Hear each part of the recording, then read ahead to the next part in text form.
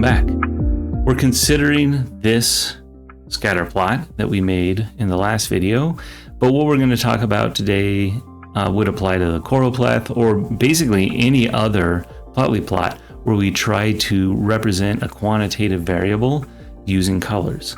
And that involves having this continuous color scale here that we can look up values and plot against. So the idea is like, how do we choose and change this color scale? Well, there's a whole reading that's associated with this assignment on thinking about color scales and how to pick them. And in general, when we're thinking about them, we want to first decide what's the sort of broad class of color scale that we're looking for. Are we looking for something where there is a central value that has some significance? Are we looking for something that's going to have like some sort of cyclic pattern to it? Or are we looking for something where there's just like one sequence from low to high? And in this case, I think that's what we have, right? There's low priced houses, high priced houses. There is like median or mean priced houses, but they don't really have like a super significant value for us right now. Maybe we'll try out a scale like that and see what we think about it. But for right now, let's just assume that we want this continuous scale. We can go read the Plotly documentation on color scales. And so if we go to built-in continuous color scales, we can see that there's a series of named color scales. And then here's what they look like. So we were saying we wanted sequential color scales. There's a whole series that we can use. In general, you might be looking for something that is visually uniform. And so something that proceeds from a light color to a dark color often works quite well. Here's hot, okay, it goes from dark red to almost white. So let's say we wanted to try hot. What I could do is come in here and say color continuous scale. So we're going to specify that we want a continuous color scale is hot. And when I plot that, then I end up with this.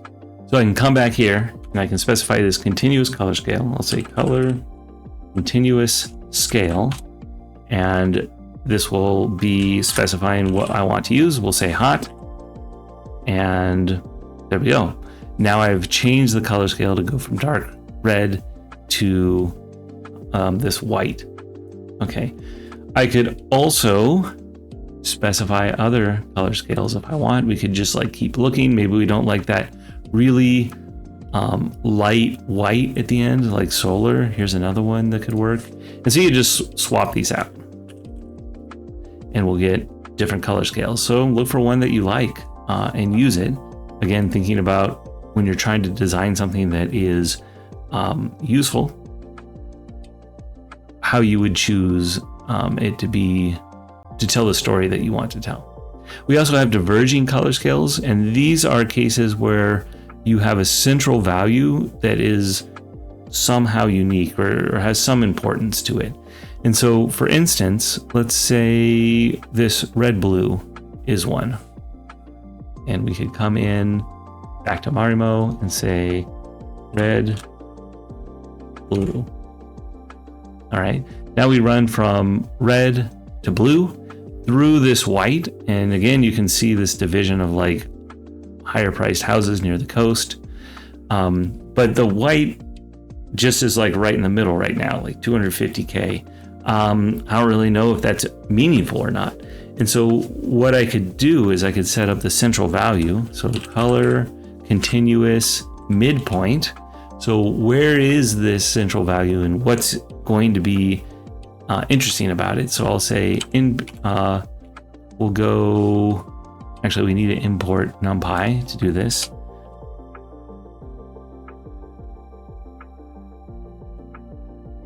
So import NumPy, and then I'll say I want to take the median value of all these median house prices. So housing info is the data frame. We can reference different columns by using, instead of an index, like the name of that column. And now I've placed that central, like most important point that we're trying to emphasize at the place where it actually is. I don't know how else to say that. So we can see that midpoint is really a little bit below 200,000. Now I would say this diverging color scale has meaning. I mean, it's kind of silly to have this go to minus 100K because probably nobody's going to pay you, or not many people are going to pay you minus 100, or going to give you $100,000 to take a house. Well, maybe it happens, but you could always go in and control the appearance of the color scale and truncate it at 0. That's probably the place that makes the most sense to do it. But the nice thing about this diverging color scales we have it is I could look now everywhere that's red is a place where it's on average a little cheaper to live than the median, and then everywhere that's blue you could expect on average pay more than the median. Okay, so that's why you might use a diverging color scale like this.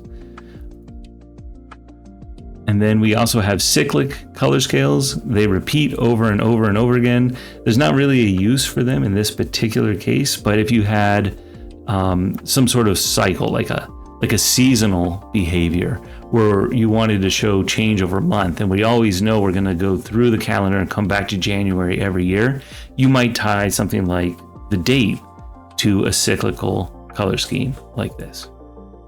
All right. And then the very last thing I want to say about color scales is this. When we think about sort of the cultural meanings, especially for maybe somebody who grew up in the US, a lot of times we think of red as like warning and blue as calming. And so we have sort of the opposite feel that we would expect. Like I would say, warning, you're going to pay more, not like, oh, everything's like great, then I'm going to be paying a whole lot more for a house. So it would be nice if we could reverse the direction of this, or find a color scale where this is reversed, right? But if I look, I can see there's really just like red, blue, and that's all there is. There isn't really a different one. Like balance, maybe we could try it and see, but maybe I decide I really do like this like red, blue. So it turns out that in Plotly, it's fairly easy to specify that you want something reversed. If you have a continuous color scale, you just put _R at the end, and that tells it, I want you to reverse this color scale. And now we end up with sort of like the overall implications that we would like for this color scale. Okay, so in this video, we've basically learned how to control what color scale we apply here. The readings tell us like why we may or may not wish to do that, or how we make good choices. And this concludes then, this is the final video in part 1 of the course. And at this point, we're sort of done with learning the very basics of how we would construct data visualizations. We're going to move into part 2, where we take what we've learned here and practice making a wide variety of data visualizations. And then from there in part 3, we're going to take that knowledge of the breadth of what Plotly can do, and we'll start making choices where we have to justify the sort of design decisions we've made and why these are good design choices. But for now, we've sort of covered all the basics of how we actually construct a plot. And hopefully you enjoyed that, and I'll see you in the next part of the course.